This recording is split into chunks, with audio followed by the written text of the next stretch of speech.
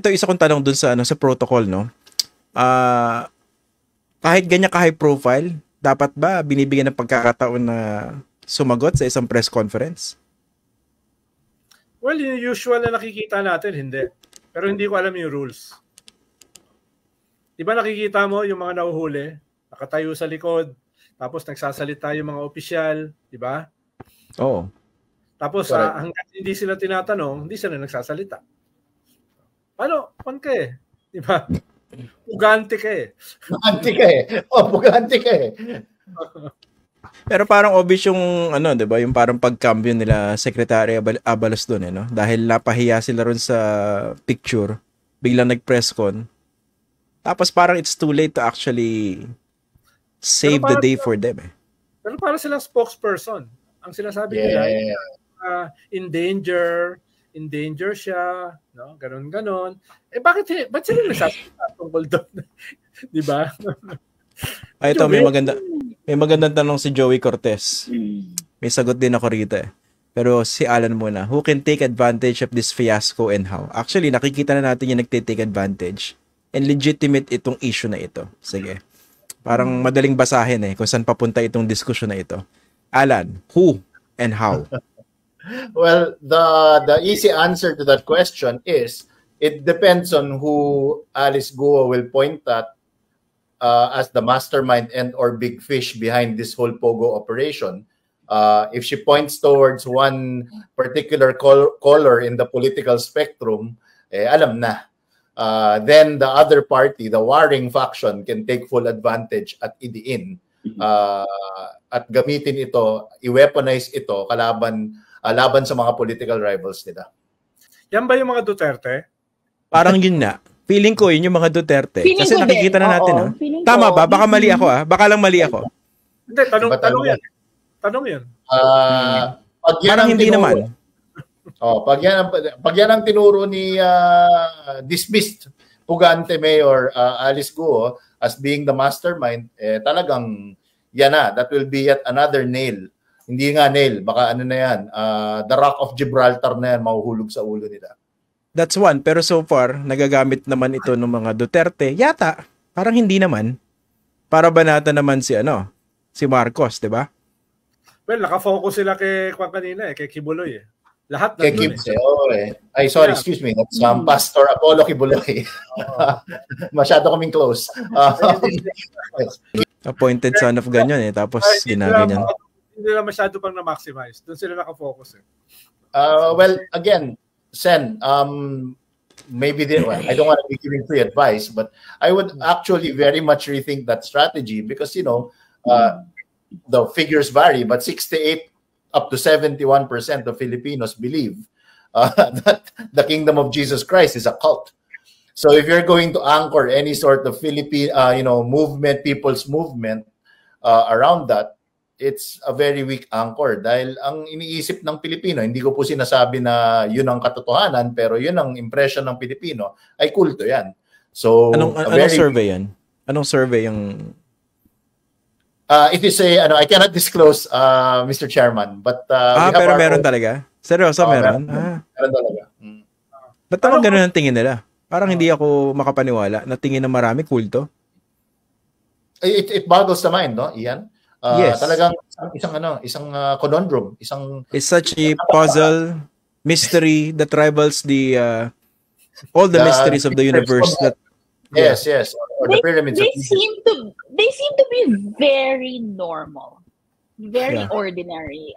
I'm not quite sure how people view them as a cult, but they seem to be just very normal people.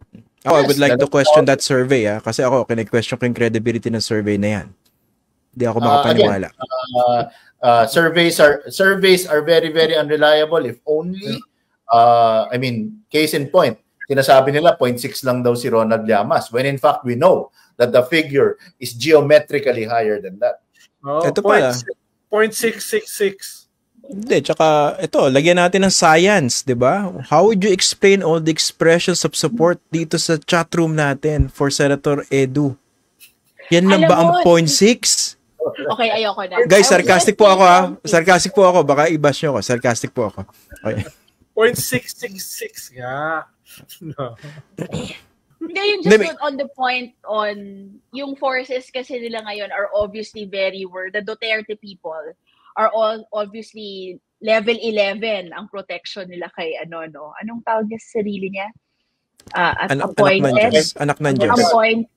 The appointed son of God, whatever he calls himself. Diba? Naka-concentrate. So, usually pag ganyan, parang protect the queen. Diba? So, it also tells you that on that political spectrum, kung ano yung important sa kanila. So, on the Alice Go, I recognize that alam mo kung saan pupunta saan dinadala, diba? Kung sino yung eventual ituturo. Pero right now, their most pressing concern is to protect the queen. Or in this case, the anointed son of God.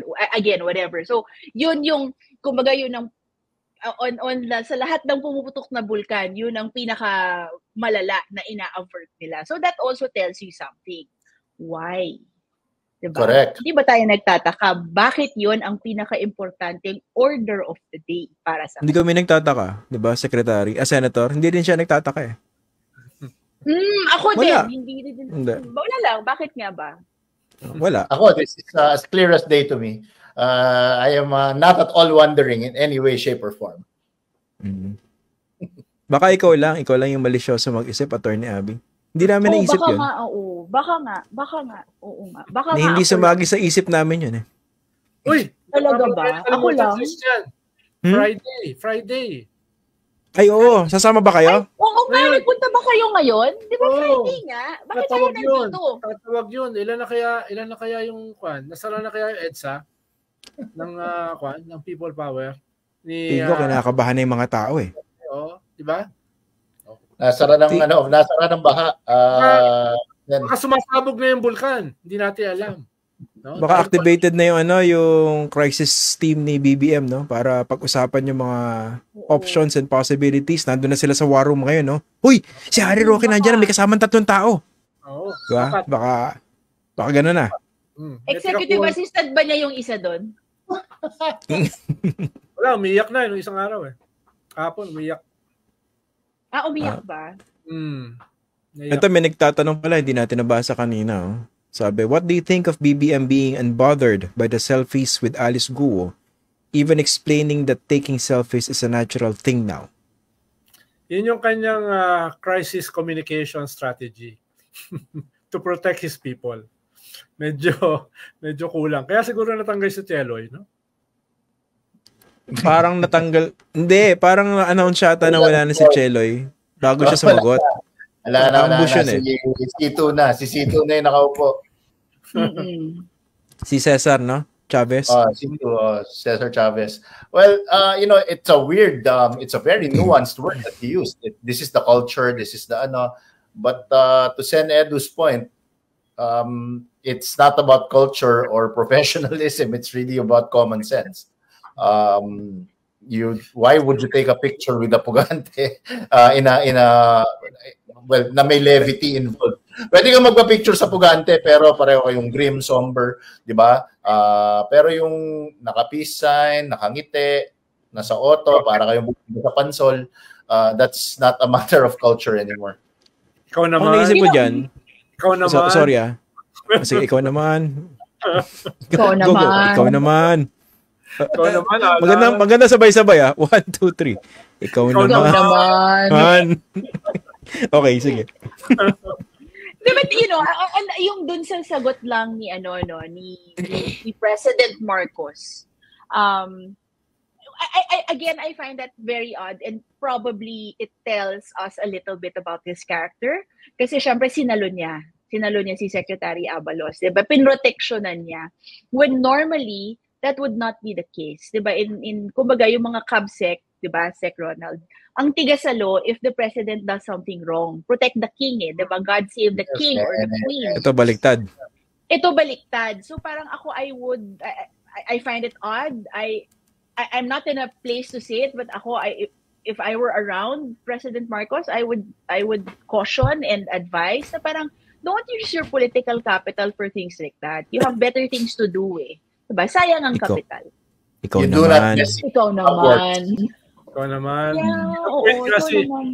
ang laking na walang political capital nung in-appoint si Gadon eh. No, diba? Alan, pwede bang gamit? Nandiyan pa ba si Gadon? Nandiyan pa ba si Gadon? Oo, at si Larry Gadon, nag-video message pa, video greeting sa birthday ni Jose Antonio Custodio. Tuwan-tuwa si Jose Antonio Custodio. Binati siya ni Larry Gadon. Kaya nag-comment ako, nakakaingit naman yan. Sana sa kaarawan ko, batiin din ako ni Sige, ni yun na lang ang gift Secretary. namin sa'yo sa birthday mo, Christian. Please. Balang Pwede- araw. Larry Gadon. Balang araw. Alan, Dadating din eto- tayo dyan. Pero Abby, yun talaga personality ni BBM eh, di ba? Passive-aggressive, di ba? Conflict averse. Conflict averse. Yan. The Senator Edo original. Pero napakatigas Conflict ng averse. statement niya before, nung nahuli. Tapos biglang No, that's why. That's why I find it very odd. Pinoprotektahan na yung mga tao niya, di ba? Yun na yung kwan eh. Oo, Alan, pwede ba natin kasi- isingit sa sa campaign material ni Senator yung ikaw naman? Pwede. Parang may dating, no? Yung Pero kasi dapat na voice note yung voice note talagang pahagod. Diba? Dapat ganon. pero dalawa meaning nun, 'di ba? Yung isa, ikaw naman. Yung isa, ikaw naman, 'di ba? It's time for you. Galing. Oo. Yeah, my gosh. So I should pwedeng put it depende sa stomp Oo, eh. kung ano, Sa tone. Sen Ronald. Oo. Depende kung Kaya, ano ang kaya sinasabi ko, i-rethink na yung checky bomb na yan eh. Oo nga, Sorry. Just, emphasis on the wrong syllable. Ikaw naman. Yan, di ba? Tapos may Pwede sasagot, rin galit eh. Edo, ikaw na. Pwede rin galit. Oo. Hindi, pwede rin galit kasi yung ikaw naman, 'di ba? Pwedeng ganun eh, pwedeng pikon eh. 'Di ba? Maraming Pwede. pupuntahan yung phrase na yan. Galing. Again, it depends on the emphasis on the syllable. Ang galing. Oo. I'd like to congratulate this committee for thinking of all the bright ideas. So bukas, yan na naman ng social media. So naman. Edo, ikaw. Ganda. I like it. Ito, Di ba? Dialogue, di ba? You know, ang Nawala tayo, masama lang talaga dyan, things live forever on the internet. Yes. Things live forever. Once on the internet, forever on the internet. Yes. In fact, I was already seeing some other things dug up from 2012 in relation to this na parang, things live forever. Yun Yep. lang. Ito Yun na, lang yung ito na may isang masasabi ko. tanong. If you were advising BBM, how should he have responded to that question? Kasi ambush interview yun eh.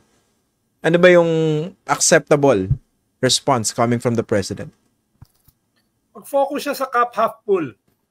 Yung victory. Doon na lang. Wag na niya patulan yung mga mistakes. Dahil nandun na yun eh.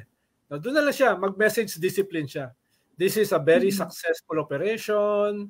This is a good cooperation between two countries, etc. At the end of the day, Dead pa na siya doon sa mga yung mga pinag-uusapan natin. Kasi hindi naman binary yung pwede niyang isagot. Hindi naman yung pagtatanggol ko ba or ilalaglag ko. Tama si Sen Ronald eh. Hindi siya binary. Hindi mo kailangang ilaglag si Sec Abalos, pero hindi mo rin siya kailangang ipagtanggol. I-reframe mo doon sa gusto mong mensahe.